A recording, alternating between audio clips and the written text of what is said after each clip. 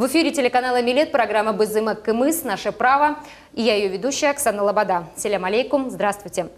Сегодня мы узнаем о том, что такое дачная амнистия, как работает механизм оформления самовольных строений и можно ли по упрощенной схеме узаконить дома в дачных массивах, а также какие документы для этого нужны и куда с ними необходимо обращаться. Гость нашей студии – заместитель председателя Государственного комитета по государственной регистрации и кадастру Республики Крым Алим Решитов. Алим Иметович, добрый вечер. Добрый вечер. Алим Иметович, как известно, в апреле этого года парламент Республики Крым принял закон о внесении изменений в закон Республики Крым о особенностях регулирования имущественных и земельных отношений на территории Республики Крым, который запустил механизм дачной амнистии на территории полуострова. Этот закон в народе так и называют – дачная амнистия. Что подразумевает под собой этот механизм и какие права в соответствии с принятым законом он дает крымчанам? Механизм дачной амнистии подразумевает под собой упрощенный порядок регистрации прав на недвижимость. Под недвижимостью в данном случае мы понимаем как земельные участки, так и объекты капитального строительства. Исходя из сказанного, можно понять, что дачная амнистия в первую очередь ориентирована на граждан. Благодаря ей любой желающий сможет оформить свою недвижимость. Но не меньше в этом заинтересовано государство и сообщество ввиду того, что при оформлении и регистрации прав на недвижимость мы увеличиваем базу налогообложения, соответственно, налоговые поступления в бюджет Республики Крым.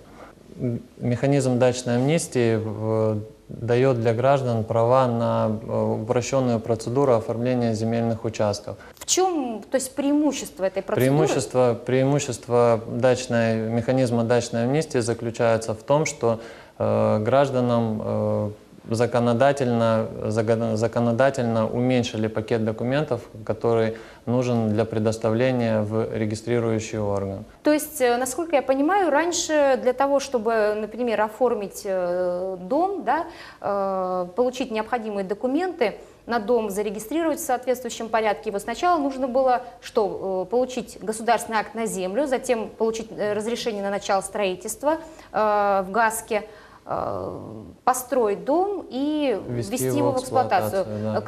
Каким образом происходит оформление частного дома, да, который находится на земельном участке, целевое назначение которого под строительство, под индивидуального жилого дома, да? Каким образом теперь он оформляется? На сегодняшний день получить право собственности на объект капитального строительства, мы в данном случае можем рассматривать жилой дом, человеку необходимо иметь право собственности на землю, государственный акт либо свидетельство и кадастровый паспорт на объект капитального строительства. Кадастровый паспорт на объект капитального строительства получается путем разработки технического плана на данное строение. Человек обращается в любую землеустроительную организацию, государственную либо частную, заказывает технический план на строение и итогом разработки технического плана является получение кадастрового паспорта на строение. При наличии вот этих двух документов, которые я уже сказал ранее, государственного акта и кадастрового паспорта на строение, он имеет право подать в Государственный комитет по регистрации данные документы и получить на выходе свидетельство о праве собственности на строение. То есть теперь, получается, не надо заполнять декларацию, да, как это делалось ранее, о вводе дома в эксплуатацию. То есть вот это у нас структура, как ГАСК, она из этого из механизма дачной амнистии, выпадает. Да, выпадает, действительно, она выпадает. То есть это, получается, проще гражданам сделать на сегодня в связи с этим? В какой-то степени, да. В какой-то степени проще. Нужен ли межевой план на землю?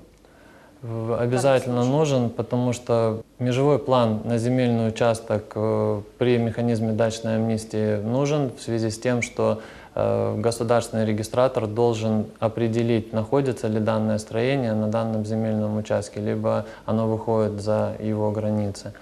Это можно определить только путем межевания земельного участка. Соответственно, в кадастровом паспорте на строение будут отражены данные о земельном участке, на котором находится данное строение. Спасибо. Скажите, пожалуйста, То есть получается, чтобы оформить дом, который уже построен на сегодня, да, у человека есть государственный акт на землю, первый шаг — это ему нужно заказать межевой план на участок, правильно? Затем получить кадастровый паспорт на дом и уже с этим обращаться в Госкомрегистр. Не всегда, когда мы говорим о созданном объекте, мы должны подразумевать под ним то, что нужно человеку разрабатывать межевой план, либо оформлять права на земельный участок. Почему? Потому что если сведения о земельном участке на сегодняшний день уже находятся в Едином государственном реестре прав, то есть человек уже прошел процедуру оформления в соответствии с российским законодательством и получил свидетельство о праве собственности на земельный участок, ему предоставлять, кроме кадастрового паспорта на строение, в принципе, ничего и не нужно. Спасибо. Если человек только начинает, планирует начать строительство жилого дома на участке, у него есть правоустанавливающие документы, зарегистрировано, например, право собственности на земельный участок в соответствии с российским законодательством, какие должны быть его дальнейшие шаги, чтобы начать строительство дома?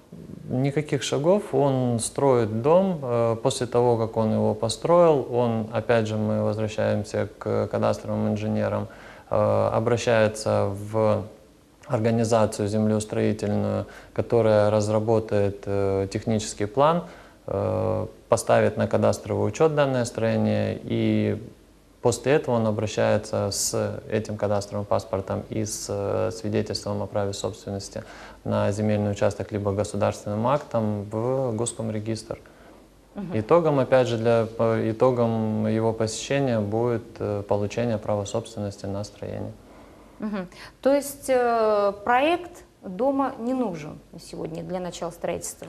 Технический план как таковой и является этим проектом дома, только в электронном виде, и данные сведения вносятся в государственный кадастр недвижимости. А где можно заказать вот такой технический план или проект для строительства? На сегодняшний день на территории Республики Крым осуществляют свою деятельность порядка 300 кадастровых инженеров, а также 2 государственные организации, которые занимаются межевыми кадастровыми работами.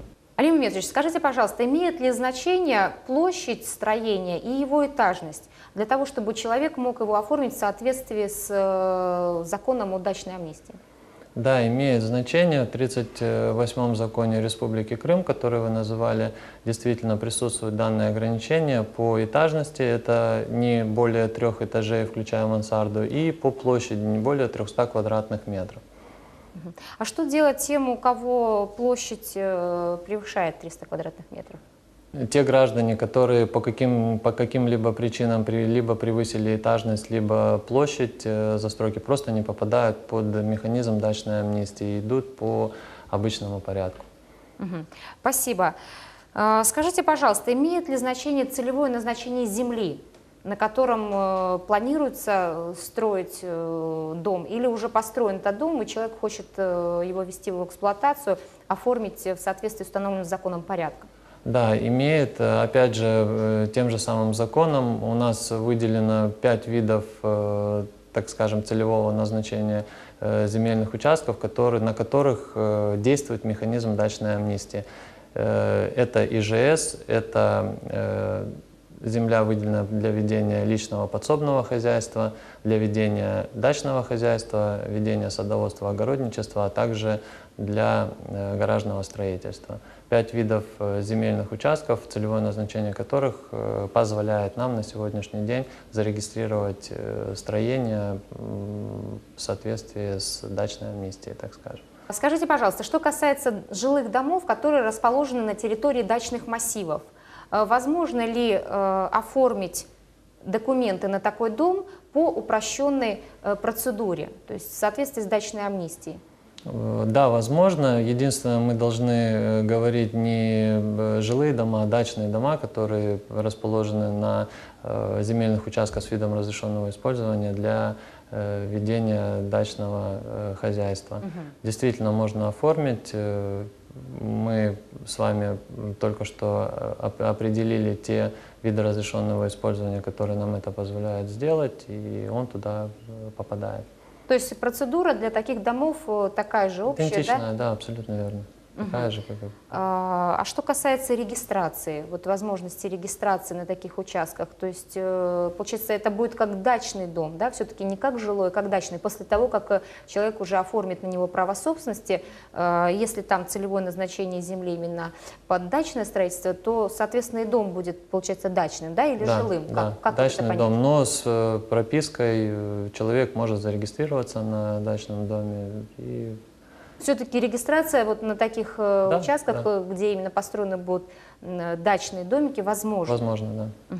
Это немаловажно, и многих людей интересует этот вопрос. Спасибо большое за ваше пояснение. Расскажите также вот в завершении такую общую статистику по Крыму. Сколько объектов на сегодня уже зарегистрировали в Крыму по дачной амнистии? Ну, если брать усредненно, то по объектам капитального строительства порядка 700-800 объектов капитального строительства на сегодняшний день уже зарегистрировано. Если брать земельные участки, то это около 200-300 единиц.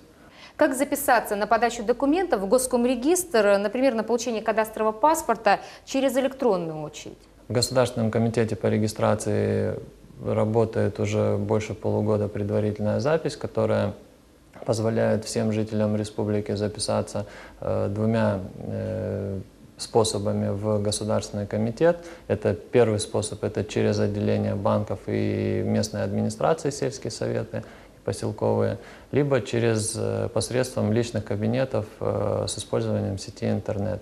С утра жители республики могут записаться на прием в Госкомрегистр через отделение банков и через свои сельские поселковые советы и администрации, а вечером в 18:00 в день предварительной записи открываются личные кабинеты, и человек дома посредством сети интернет может зарегистрироваться в личном кабинете, соответственно, получить талон на услугу, которая ему нужна. Либо для получения кадастрового паспорта, либо для получения свидетельства. Алим Меметович, наша программа подошла к завершению. Спасибо большое, что вы пришли к нам сегодня в студию.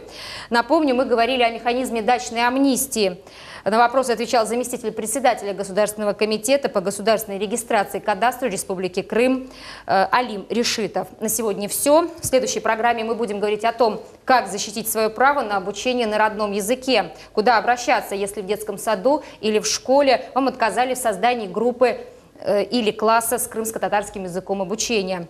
Если вы хотите задать вопрос экспертам нашей программы или посмотреть выпуски, уже вышедшие в эфир, вы можете зайти на страничку в Фейсбуке с одноименным названием «Бызым Аккымыс» и оставить там свой вопрос или комментарий. На этом все. До встречи в четверг в это же время.